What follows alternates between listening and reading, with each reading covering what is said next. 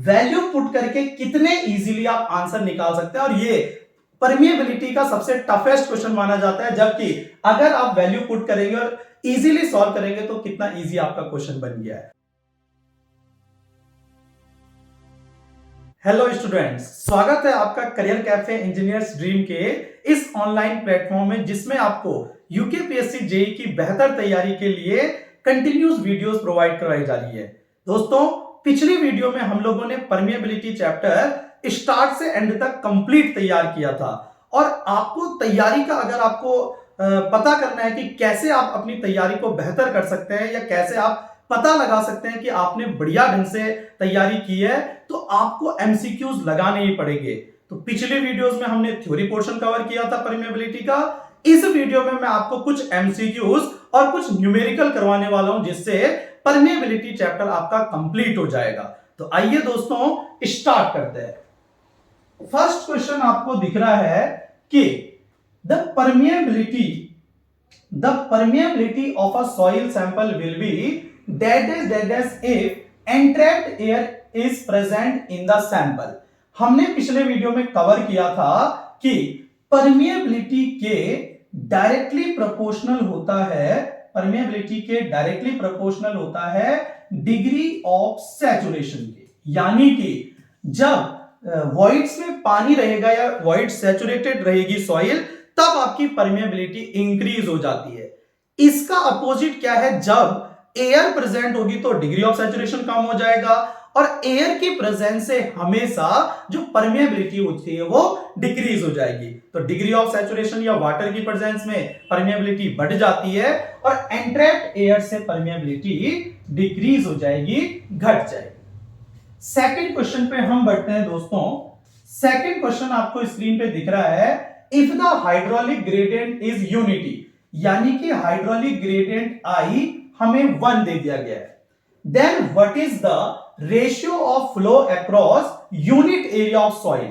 Area हमें given है 1 और हमें बताना है कि फ्लो यानी कि डिस्चार्ज कितना होगा। तो पिछली वीडियो में हमने जाना था कि डिस्चार्ज का फॉर्मूला आता है के ए आई, और कहां से आता है आपको पता है, परमिएबिलिटी V इक्वल्स टू होता है K इंटू आई। जब आप डिस्चार्ज निकालेंगे तो ये आ जाता है V इंटू एरिया, तो ये आ जाएगा KAI। अब इस क्वेश्चन में जब आप I की वैल्यू 1 पुट करेंगे, यूनिट एरिया आप 1 रखेंगे, तो जो डिस्चार्ज या फ्लो है ये आ जाएगा परमिएबिलिटी के इक्वल। यानी कि आपके पास जो फ्लो आ जाएगा, इसे हम कोफिशिएंट ऑफ परमिएबिलिटी या सेम कोफिशिएंट ऑफ डिस्चार्ज भी कह सकते हैं। तो ये आपके पास सेकंड क्वेश्चन का आंसर हो जाएगा।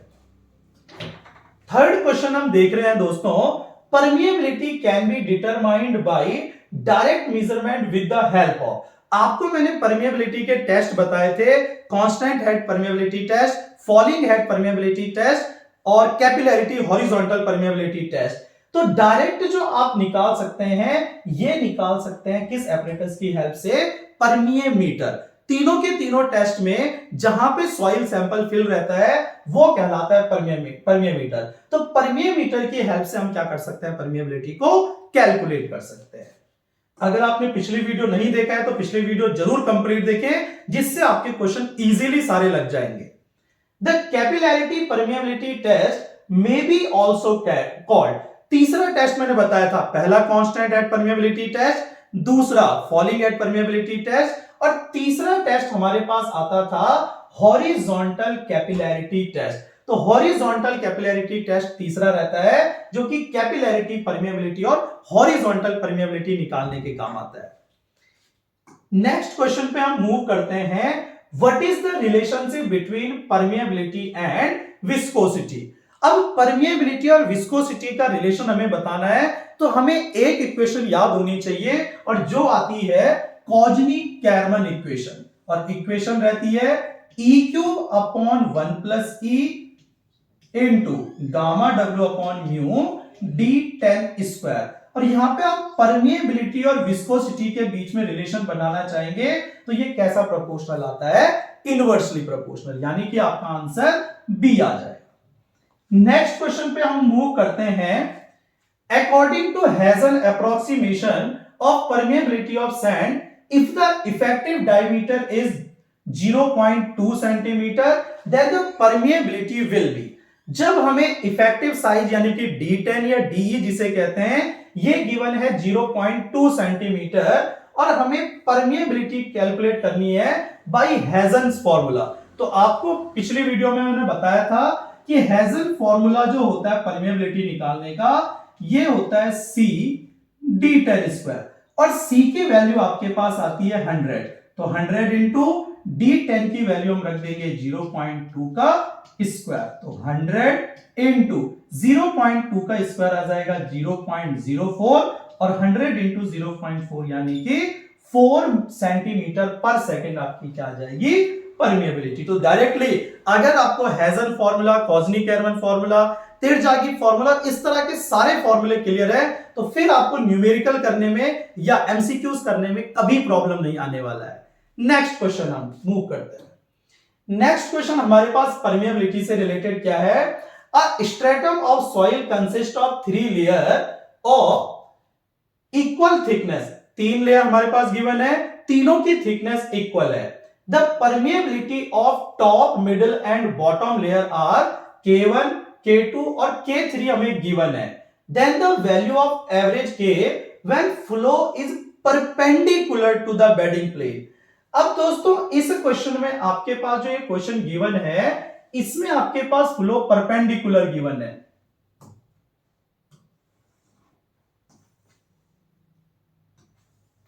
अब परपेंडिकुलर फ्लो के लिए जब हम कैलकुलेशन करते हैं तो मैंने आपको बताया था कि 3 फ्लूइड लेयर अगर आपके पास है और फ्लो परपेंडिकुलर है तो यहां से एवरेज परमिएबिलिटी का फॉर्मूला हमारे पास आता है H1 plus H2 plus H3 upon H1 upon K1 plus H2 upon K2 plus H3 upon K3।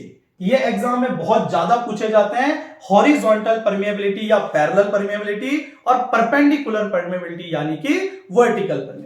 अब हम वैल्यू पुट कर देते हैं और आपको गिवन है इक्वल थिकनेस यानी कि तीनों लेयर की थिकनेस इक्वल है तो मैं इक्वल इनको लेके चलता हूं और इक्वल में 1 भी रख सकता हूं और हमने माना कि इक्वल थिकनेस यानी कि ये वैल्यू है H, तीनों की थिकनेस हमने H ली तो H plus H plus H, फिर नीचे H अपॉन फर्स्ट परमिएबिलिटी हमारे पास K1 गिवन है 10 टू द पावर -4 तो हमने यहां पे पुट किया 10 to the power -4 plus H upon K2 second permeability हमें गिवन है 2 into 10 to the power -4 2 into 10 to the power -4 plus H upon third permeability जो हमें थर्ड लेयर की गिवन है 1.5 इंटू 10 टू द पावर -4।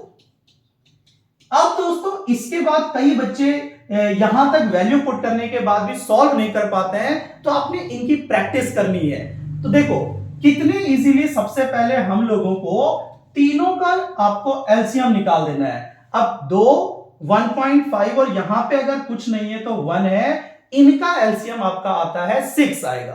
अब इसको 6 बनाने के लिए ऊपर नीचे 6 का मल्टीप्लाई करेंगे तो ऊपर का हम h प्लस h 3h लिख देते हैं अपॉन में ये आ जाएगा 6 का मल्टीप्लाई करके 6h upon 6 into 10 to the power -4 plus 2 को 6 बनाने के लिए हम 3 का मल्टीप्लाई ऊपर नीचे करेंगे तो ये आ जाएगा 3h upon 6 into 10 to the power -4 plus 1.5 को 6 बनाने के लिए हमें 4 का मल्टीप्लाई ऊपर नीचे करना पड़ेगा तो हम करते हैं 4h upon 6 into 10 to the power -4। अब आप देख सकते हैं तीनों के नीचे सेम डिजिट आ गया है तो अब हम इसे सॉल्व करते हैं। जब तीनों के नीचे सेम डिजिट आ जाता है तो 3h अपॉन 6 प्लस 3 9 प्लस 4 आ जाएगा 13h upon 6 into 10 to the power -4। अब h से h आपका कैंसिल हो गया है और ये डिजिट ऊपर चला जाएगा तो 3 into 6 into 10 to the power -4 upon आ जाएगा आपके पास 30। तो अब 6 3 जा 18 upon 13 into 10 to the power -4। और जब हम 13 का डिवाइड 18 में करते हैं तो आप कर सकते हैं 13 का डिवाइड 1 आया 13, 5 पॉइंट लगाया 0, ये लगभग आ जाएगा 1.3, 39 11 आया, ये आ जाएगा लगभग 1.38, यानी कि डी ऑप्शन आपका मैच हो रहा है 1.38 into 10 to the power -4 centimetre पर सेकेंड। तो देखिए दोस्तों, अगर आपको फॉर्मूले याद है तो केवल वैल्यू पुट करके कितने इजीली आप आंसर निकाल सकते हैं, और ये परमिएबिलिटी का सबसे टफेस्ट क्वेश्चन माना जाता है, जबकि अगर आप वैल्यू पुट करेंगे और इजीली सॉल्व करेंगे तो कितना इजी आपका क्वेश्चन बन गया है। तो यहां पे हमने तीनों लेयर थिकनेस रखी, इक्वल थिकनेस है तो तीनों का इक्वल रखा, परमिएबिलिटी आपको गिवन है तीनों का रखा, एलसीएम निकाला, सॉल्व किया और आपका आंसर आ गया 1.38 इंटू 10 टू द पावर -4। अब हम मूव करते हैं नेक्स्ट क्वेश्चन की तरफ, और नेक्स्ट क्वेश्चन आपको दिख रहा है the typical coefficient of permeability value of clay. Clay की परमिएबिलिटी वैल्यू कितनी होती है, तो आपको टेबल याद आनी चाहिए।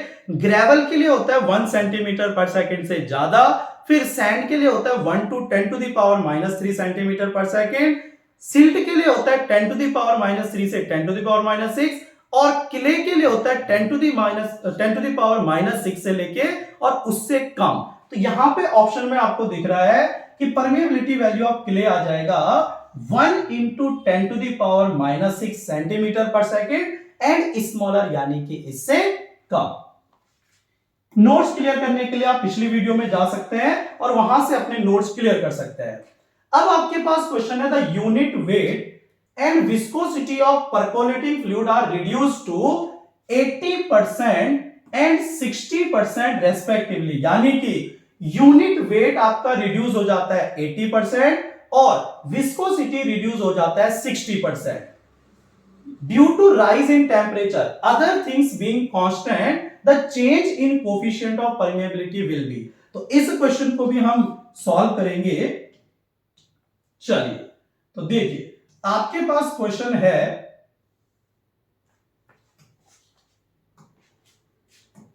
ये यूनिट वेट और विस्कोसिटी। तो आपको पता है कि यूनिट वेट और विस्कोसिटी कॉजनी-कैरमन फॉर्मूले में आपके पास आता है, और फॉर्मूला आता है आपके पास E³ upon 1 plus e into gamma डब्ल्यू अपॉन म्यू d10 स्क्वायर।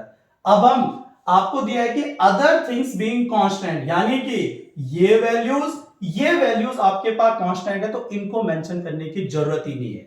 आप केवल ले सकते हैं गामा डब्ल्यू अपॉन म्यू। अब अगर हम इसे सॉल्व करते हैं तो यूनिट वेट रिड्यूस्ड, ये शॉर्ट तरीका है, आप कैसे सॉल्व इसे कर सकते हैं। यूनिट वेट अगर रिड्यूस हो जाता है 80%, तो हमने रख दिया 80 अपॉन म्यू। विस्कोसिटी रिड्यूस हो जाता है 60%, तो हमने रख दिया 60 इनटू 100 हम कर देते हैं परसेंटेज में वैल्यू निकालने के लिए। अब आप सॉल्व करेंगे 6 1 का 6, 6 3 जा 18, 2 6 3 जा 18 इनटू 100, यानी कि आपके पास जो परमिएबिलिटी है ये इंक्रीज, कोफिशिएंट ऑफ परमिएबिलिटी है ये कितना बढ़ जाता है, 133% हो जाता है। और 133% होने का मतलब है कि कितने परसेंट इंक्रीज हो गया, 33% इंक्रीज हो गया। अगर आप इसे और सॉल्व करेंगे तो ये 133.33 चलता रहेगा, और इसी को आप लिख सकते हैं कि 33.3% आपकी परमिएबिलिटी इंक्रीज हो गई। तो इस टाइप के क्वेश्चन आते हैं जिन्हें आप इस तरीके से सिंपली क्या कर सकते हैं, सॉल्व कर सकते हैं। नेक्स्ट क्वेश्चन पे मूव करते हैं दोस्तों। The coefficient of permeability is usually expressed as, तो किसमें एक्सप्रेस किया जाता है, तो आपको पता होना चाहिए किसमें एक्सप्रेस किया जाता है, सेंटीमीटर पर सेकंड। और कैसे एक्सप्रेस किया जाता है, एज पर Darcy law V equals to KI होता है, K इक्वल्स टू हम लिखते हैं V अपॉन I, और V जो होता है ये होता है क्या, डिस्टेंस अपॉन टाइम, यानी कि हम लेते हैं सेंटीमीटर पर सेकंड। I हाइड्रोलिक ग्रेडियंट होता है change in length to original length, कोई यूनिट नहीं होता है, तो इसकी कोई यूनिट नहीं होगी, तो यहां से आपके पास यूनिट आ जाएगी सेंटीमीटर पर सेकेंड। तो आपका आंसर रहेगा सेंटीमीटर पर सेकेंड। नेक्स्ट क्वेश्चन आपको गिवन है, for the constant head permeability test setup shown in the following figure. ये आपको सेटअप दिखा है कि कांस्टेंट हेड परमेबिलिटी टेस्ट है, और ये हमने अच्छे से पढ़ा हुआ है। पिछली वीडियो में मैंने आपको बताया था कि कैसे कांस्टेंट हेड परमेबिलिटी टेस्ट होता है और कैसे फॉलिंग हेड परमेबिलिटी टेस्ट किया जाता है। आगे आपके पास दिया है the following observation were made, L equals to दिया है 30 सेंटीमीटर। L मतलब लेंथ ऑफ परमीमीटर गिवन है 30 सेंटीमीटर। एरिया ऑफ स्पेसिमेन या परमीमीटर गिवन है 175। Constant head difference is 50 centimetre. जो हाइट डिफरेंस या कांस्टेंट हेड है ये 50 सेंटीमीटर है। And water collected in a period of 5 minute. और कितने मिनट तक ये टेस्ट किया जाता है? 5 मिनट तक। इज 350 क्यूबिक सेंटीमीटर ये होगा। तो डिस्चार्ज, क्योंकि सारे डिजिट सारे आपको सेंटीमीटर में गिवन है, तो 350 क्यूबिक सेंटीमीटर आपको डिस्चार्ज गिवन है, क्यू गिवन है। तो सबसे पहले जब भी आपके पास क्वेश्चन आए तो आप जितना डाटा गिवन है उसको लिख दें। तो लेंथ गिवन है आपके पास 30 सेंटीमीटर, एरिया आपके पास गिवन है 175 सेंटीमीटर स्क्वायर, ऐसे ही हाइट डिफरेंस h आपके पास गिवन है 50 सेंटीमीटर, टाइम पीरियड t आपके पास गिवन है 5 मिनट, और इसको जरूर सेकंड में बदलें क्योंकि आपको जो परमेबिलिटी निकालनी है वो निकालनी है सेंटीमीटर पर सेकंड। तो बाकी डिजिट तो आपके पास सेंटीमीटर में है, मिनट को आप सेकंड में बदलेंगे तो 1 मिनट इक्वल्स टू 60 सेकंड, और 60 इंटू 5 आपके पास आ जाएगा 300 सेकंड। क्यू डिस्चार्ज आपको गिवन है 350 सेंटीमीटर क्यूब। जब आपके पास ये डाटा आपको पता होता है, अब पता आपको होना चाहिए कि कांस्टेंट हेड परमेबिलिटी टेस्ट से डिस्चार्ज या परमेबिलिटी निकालने का क्या फॉर्मूला होता है। तो परमेबिलिटी निकालने का फॉर्मूला होता है QL अपॉन THA। तो Q हम वैल्यू रखेंगे 350, L हम रखेंगे 30, T हम रखेंगे 300, H हम पुट करेंगे 50, और एरिया हमारे पास गिवन है 175। अब हम इसे सॉल्व करेंगे तो 30 से ये आ जाएगा यहाँ पे 10, 1 0 से 1 0 कैंसिल आपका हो जाएगा। फिर 5 7 जो 35 और 5 10, यानी कि ऊपर हमारे पास वैल्यू आती है 7 और नीचे हमारे पास आता है 1750।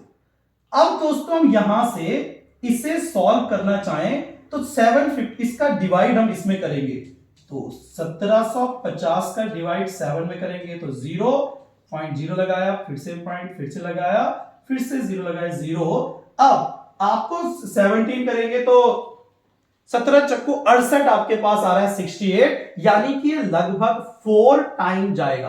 तो यहां से आपका आंसर आ जाता है ए ऑप्शन 0.004। तो कितने सिंपली, अगर आपको थ्योरी पोर्शन क्लियर है, आपको फॉर्मूले याद है, तब आपको एमसीक्यूज में और न्यूमेरिकल सॉल्व करने में कभी प्रॉब्लम नहीं आएगा। तो हमने QL अपॉन THA लगाया, ये आया Q डिस्चार्ज गिवन है, और यहां से हमारे पास आंसर आ गया 0.004 सेंटीमीटर पर सेकंड। नेक्स्ट क्वेश्चन पे मूव करते हैं दोस्तों। What would be the coefficient of percolation if the coefficient of permeability of the soil is 9 into 10 to the power minus 7 and porosity 0.33। अगर आपको वीडियो का लेक्चर याद होगा तो मैंने आपको बताया था कि जो परमेबिलिटी होती है, जो वाटर परकोलेशन होता है, ये डार्सी ने क्या माना था कि पूरे एरिया से होता है, जबकि एक्चुअल जो परमेबिलिटी है, एक्चुअल जो वाटर जाता है, ये जाता है वॉइड से, और उसको कहता है सीपेज वेलोसिटी। यहां से मैंने आपको दो रिलेशन बताए थे कि सीपेज वेलोसिटी एक्चुअल वेलोसिटी में पोरोसिटी का डिवाइड करके आता है। साथ में जो सीपेज वेलोसिटी है, इसमें जो कोफिशिएंट ऑफ परमेबिलिटी आता है, ये कहलाता है कोफिशिएंट ऑफ परकोलेशन, आप केपी कह सकते हैं, और ये होता है के अपॉन एन। तो अब KP equals to K upon N है। के मतलब परमेबिलिटी आपको गिवन है 9 into 10 to the power minus 7, और पोरोसिटी एन आपके पास गिवन है 0.33। अब 0.33 का आप 9 में डिवाइड कर दो तो 0.33 डिवाइड करेंगे 9 में, तो ये लगभग जाता है, यहां से अगर आप पॉइंट हटाना चाहें तो आप इसे 900 इसे 33 लिख सकते हैं। तो 33 का, क्योंकि 3 टाइम तो ये 900 से ऊपर जाएगा, तो ये आंसर आप लगभग कितना आ जाता है, 27 के लगभग आ जाता है। चाहो तो आप सॉल्व कर सकते हैं। 2 आ जाएगा 66, यहां से आया 4, यहां से आपके पास 2, यहां से 0 आया, अब 6 आएगा तो 3 आप 625 पॉइंट कुछ आप ले सकते हैं इसे, 3 6 18 373, हाँ तो 27 पॉइंट ये कुछ आ जाएगा। तो इसका मतलब आपका ऑप्शन क्या आ जाएगा, बी आ जाएगा। और यूकेपीएससी के जे में कैलसी अलाउड है, कैलकुलेटर का यूज आप कर सकते हैं, तो आप इजीली न्यूमेरिकल को सॉल्व कर सकते हैं। नेक्स्ट क्वेश्चन पे मूव करते हैं दोस्तों। और falling head permeability test can be used for, falling head permeability test किसके लिए यूज होता है? तो मैंने आपको बताया था कि कांस्टेंट हेड परमेबिलिटी टेस्ट के सी से आता है कोर्स सॉइल, और फॉलिंग हेड परमेबिलिटी टेस्ट के एफ से आता है आपके पास फाइन सॉइल, यानी कि फाइन सॉइल, और फाइन सॉइल यानी कि क्ले। तो जो फॉलिंग हेड परमेबिलिटी टेस्ट है ये आपका यूज होता है किसके लिए, फाइन सॉइल या क्ले के लिए यूज होता है। तो दोस्तों इस तरह से हमने परमेबिलिटी चैप्टर का पूरा लेक्चर पिछली वीडियो में कवर किया था, और इससे रिलेटेड जितने भी आपके पास एमसीक्यूज बनते हैं, जितने न्यूमेरिकल बन सकते थे, वो मैंने आपको इस वीडियो में बता दिया है। तो दोस्तों आई होप आपको वीडियो बहुत पसंद आया होगा, और ये वीडियो आपकी तैयारी को बेहतर बनाने में जरूर काम आएगा। तो दोस्तों ऐसे ही मजेदार इंटरेस्टिंग वीडियोस के लिए हमारे चैनल पे बने रहिए, सब्सक्राइब करना ना भूलें, और वीडियो को अधिक से अधिक लाइक एंड शेयर कीजिए। Thank you so much.